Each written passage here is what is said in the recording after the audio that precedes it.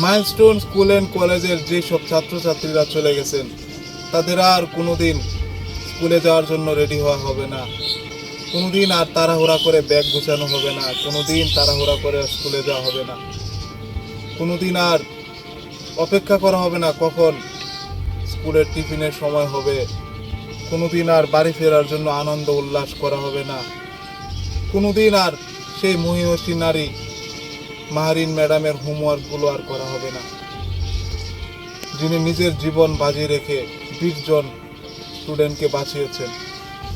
কোনোদিন আর বাড়ি ফেরা হবে না, এই স্বপ্ন আর হবে না। কোনোদিন আর বাবা মাও অপেক্ষা করবে না যে কখন আমার সন্তানেরা বাড়ি ফিরবে, স্কুল থেকে আসবে। কোনোদিন আর হবে না।